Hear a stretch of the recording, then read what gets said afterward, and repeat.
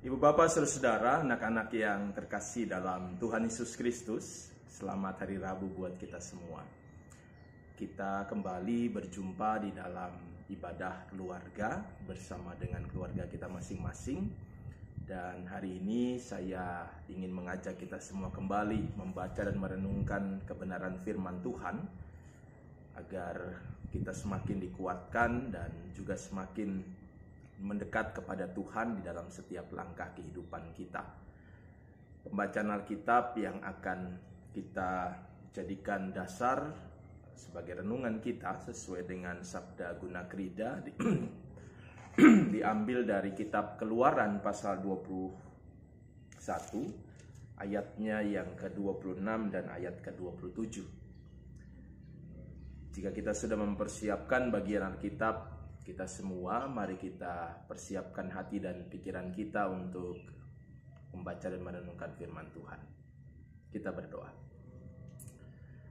Tuhan Yesus, terima kasih untuk kesempatan yang Tuhan berikan kami kembali berjumpa dengan Tuhan dan keluarga kami dalam persekutuan ibadah ini.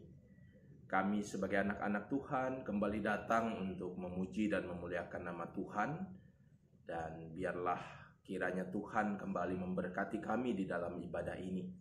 Melalui firman Tuhan yang akan kami baca dan renungkan bersama-sama, biarlah firman ini juga menguatkan kami dan terus mendekatkan kami semua kepada Tuhan dalam setiap langkah hidup yang kami jalani.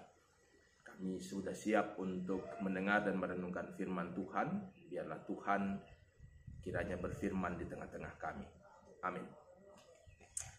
Pembacaan Alkitab di dalam kitab Keluaran pasal 21 ayat 26 dan 27, firman Tuhan menyatakan, apabila seseorang memukul mata budaknya laki-laki atau mata budaknya perempuan dan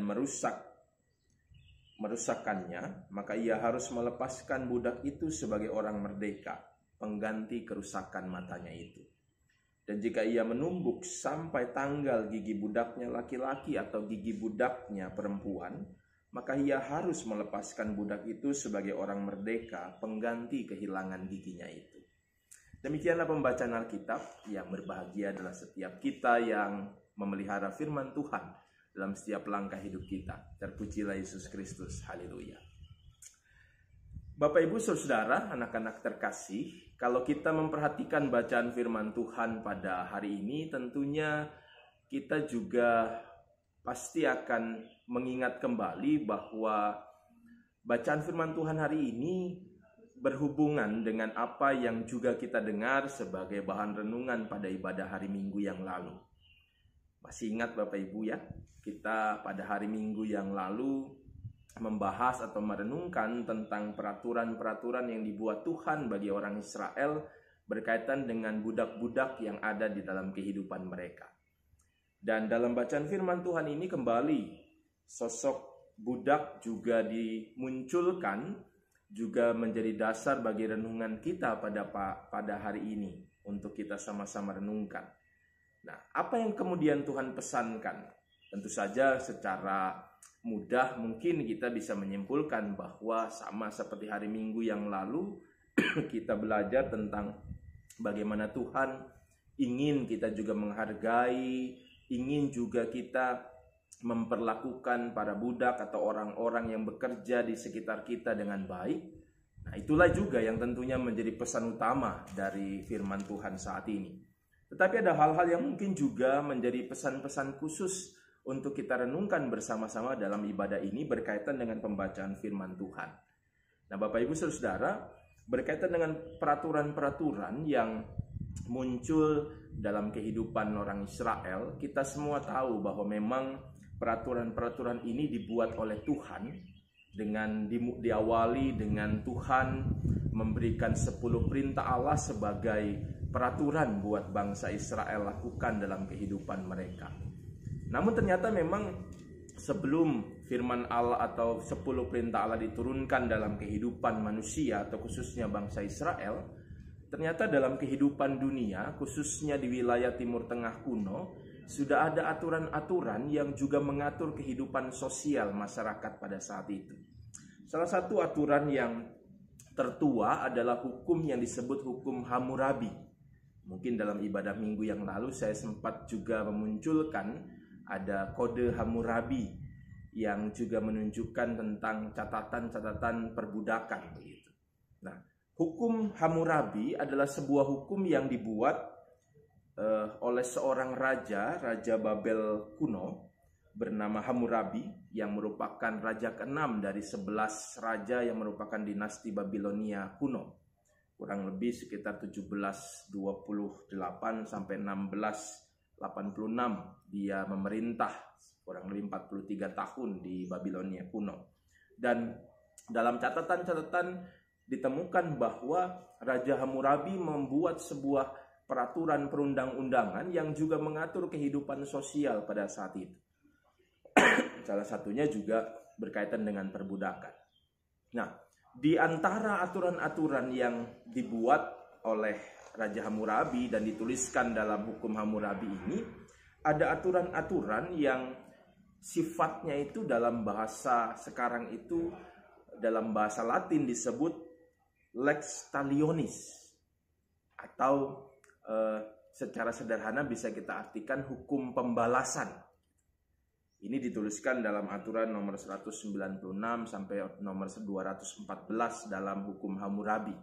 Nah, dalam aturan-aturan ini ditunjukkan bahwa ada hukum-hukum yang mengatur jika seseorang berbuat sesuatu, maka harus ada balasannya terhadap perbuatan tersebut. Nah, nampaknya hal itu juga yang mewarnai hukum-hukum yang diberikan Tuhan juga kepada bangsa Israel untuk mengatur kehidupan sosial mereka. Ya, mungkin memang kita tahu bahwa seringkali kita melihat Tuhan menggunakan hal-hal yang umum, hal-hal yang biasa yang dialami atau dilakukan oleh manusia untuk mempermudah manusia memahami apa kehendak Allah. Sehingga kalau kita melihat dalam hukum tentang pembalasan atau lex talionis ini juga tampaknya digunakan oleh Tuhan untuk mengatur kehidupan mereka. Kita lihat bersama-sama di dalam bacaan kita dikatakan bahwa kalau kita memukul mata atau menumbuk tanggal gigi budak-budak kita laki-laki atau perempuan, maka mereka harus dibebaskan. Jadi ada perbuatan, ada kemudian balasan yang harus dilakukan oleh seseorang yang melakukan perbuatan tersebut.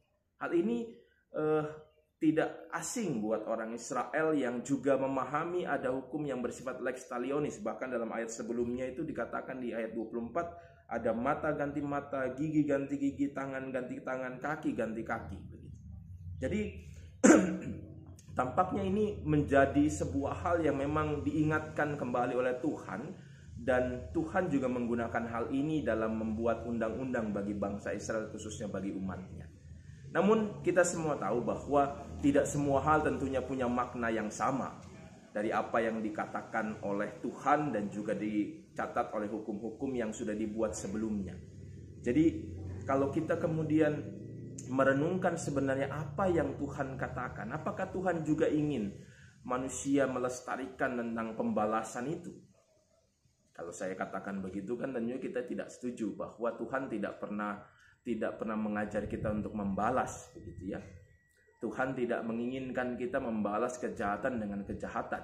Tetapi ada prinsip-prinsip yang Tuhan ingin supaya kita belajar dari hukum ini, supaya kita juga bisa terapkan itu dalam kehidupan kita sehari-hari. Saya mencatat ada 3 prinsip yang ingin disampaikan Tuhan buat kita semua dalam membangun atau membuat peraturan-peraturan hukum di tengah-tengah kehidupan manusia atau bangsa Israel. Yang pertama, lewat hukum-hukum ini, Tuhan ingin bahwa kita semua memperjuangkan prinsip-prinsip keadilan dalam kehidupan kita. Jadi bagi bangsa Israel, mereka juga diajak juga seperti kita saat ini diingatkan bahwa yang namanya keadilan dalam kehidupan kita harus terus-menerus kita perjuangkan. Ya, kita ingat bahwa setiap orang itu harus diperlakukan adil dengan prinsip-prinsip keadilan ini. Ada sebuah istilah yang pernah saya dengar, equality before law begitu, atau kesetaraan di hadapan hukum.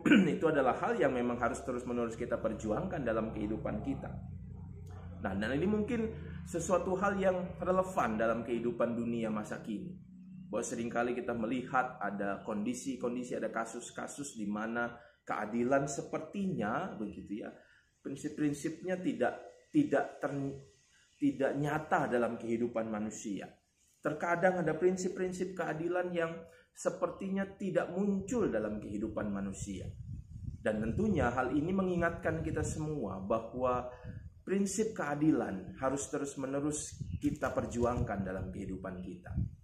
Namun kalau kita bicara keadilan ini jadi panjang begitu. Salah satu hal yang mungkin penting untuk kita juga renungkan adalah yang namanya keadilan tidak selalu harus sama. Begitu. Bapak Ibu pernah lihat ada sebuah gambar kartun begitu, 3 orang naik menonton sebuah pertandingan sepak bola. Jadi ketiga orang ini berbeda tingginya dan yang diperlukan untuk mereka menonton itu berbeda-beda ternyata. Namun mereka akhirnya mendapatkan keadilan bahwa mereka bisa menonton bersama-sama.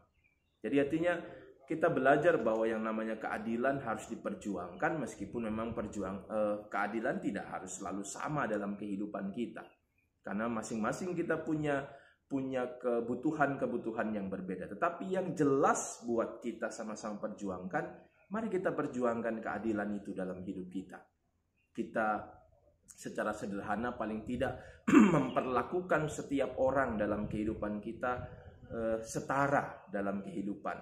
Tidak membeda-bedakan orang dengan kedekatan keluarga atau kedekatan suku atau kedekatan agama, tapi kita memperlakukan semua orang sebagai ciptaan Tuhan yang juga harus kita perlakukan secara baik. Prinsip yang kedua yang Tuhan ingin pesankan buat orang Israel dan juga buat kita semua adalah dengan membuat aturan-aturan ini Tuhan menginginkan bahwa ketertiban terjadi dalam kehidupan manusia. Bapak Ibu bisa bayangkan kalau hidup nggak ada aturan. Kalau kita misalnya secara sederhana saja, kalau kita di persimpangan atau di perempatan kan biasanya ada lampu merah yang mengatur jalannya lalu lintas di sana. Kalau kemudian tidak ada lampu merah di sana, kira-kira apa yang kita bayangkan terjadi? Bisa saja masing-masing merasa ya saya harus duluan, yang satu juga merasa harus saya duluan. Ujung-ujungnya akhirnya stuck di tengah, tidak ada yang mau mengalah karena tidak ada aturan yang mengatur semua itu. Nah, artinya bahwa dengan aturan-aturan yang dibuat oleh Tuhan ingin bahwa ketertiban itu terwujud dalam kehidupan manusia. Manusia itu bisa hidup secara tertib. Sehingga akhirnya dalam ketertiban itu kita juga saling bisa menghargai orang lain. Hak-hak orang lain juga bisa tetap terjamin. Dan kita menjadi pribadi yang kemudian tidak senangnya menginginkan apa yang kita inginkan itu selalu diwujudkan oleh orang lain. Bahkan dalam ketertiban pun kita juga belajar bahwa kita tidak senang untuk main hakim sendiri dalam menjalani segala sesuatu. Kayak kalau nggak ada aturan kan manusia senangnya main hakim sendiri. Bahkan kadang-kadang dalam aturan-aturan yang sudah ada saat ini pun kita masih sering melihat ada orang-orang yang seringkali main hakim sendiri. Karena merasa bahwa dia benar, karena merasa bahwa dia punya sesuatu yang lebih daripada yang lain. Jadi prinsip yang kedua yang Tuhan inginkan untuk kita juga lakukan dalam kehidupan kita adalah dengan prinsip ketertiban itu kita menjaga kehidupan supaya kehidupan ini berjalan dengan tertib dan teratur. Saya jadi ingat dalam Kisah Para Rasul Tuhan katakan segala sesuatu harus berlangsung sopan dan teratur.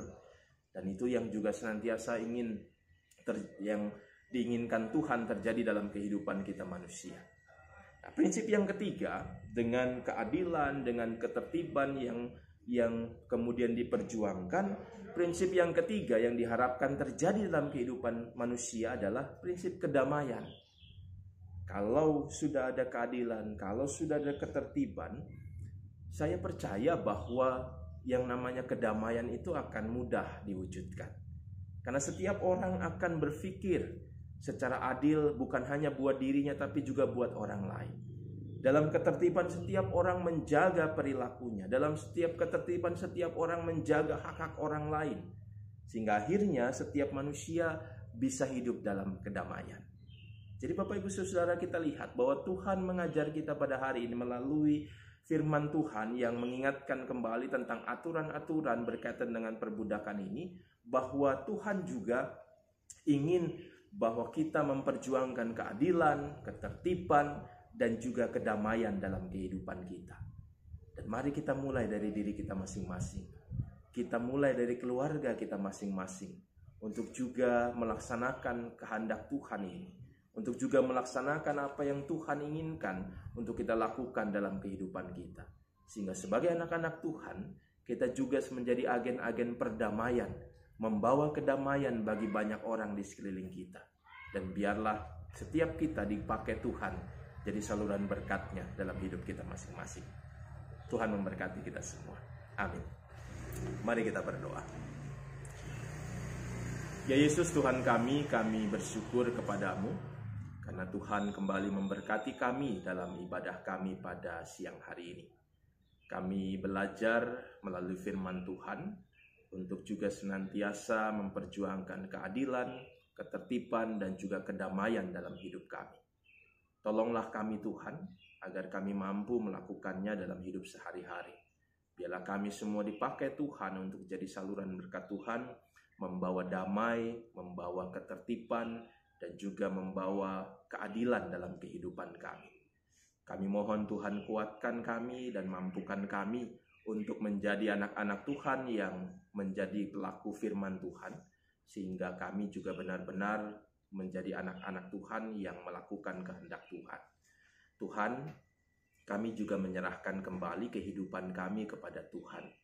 Kami doakan buat bangsa dan negara kami, Tuhan memberkati selalu para pemimpin-pemimpin bangsa ini, bahkan berkati kami semua sebagai warga negara, dan biarlah di tengah-tengah pergumulan dan tantangan yang harus dihadapi bangsa ini, kami juga ikut serta untuk terlibat secara aktif dalam rangka untuk semua yang terjadi, khususnya proses pemulihan bangsa ini bisa berjalan dengan baik. Kami juga doakan ya Tuhan untuk gereja kami, semua gereja-gereja di bumi ini, khususnya gereja kami GPIB Air Hidup Kamal. Tuhan memberkati setiap kami warga jemaat, mungkin kami dalam keadaan sakit, Tuhan juga senantiasa boleh menguatkan kami, Tuhan senantiasa boleh memulihkan kami. Kami juga doakan buat setiap kami mungkin dalam persoalan-persoalan kehidupan, Tuhan juga mampukan kami menghadapinya. Kami menyerahkan ya Tuhan persekutuan kami ini ke dalam tangan kasih Tuhan, sehingga kami juga terus boleh melayani Tuhan dan juga bersaksi demi kemuliaan nama Tuhan. Kami juga berdoa buat masing-masing kami saat ini. Tuhan, kami berserah diri menyerahkan hidup kami sebagai pribadi maupun juga sebagai keluarga, agar Tuhan yang terus mampukan kami menjalani hidup seturut dengan kehendak Tuhan saja. Ampuni setiap salah dan dosa kami ya Tuhan, layakkan kami untuk senantiasa menerima anugerah dan kasih Tuhan dalam kehidupan kami. Inilah doa kami ya Tuhan, kami berserah diri menyerahkan doa kami ke dalam tangan kasih Tuhan Yesus Kristus, Tuhan dan Juru Selamat kami yang hidup. Amin. Bapak Ibu, sampai jumpa lagi. Tuhan memberkati kita semua. Tetap sehat, tetap bahagia, tetap bersyukur, tetap jaga kesehatan kita dan juga keluarga kita masing-masing. Sampai jumpa di lain kesempatan. Tuhan memberkati.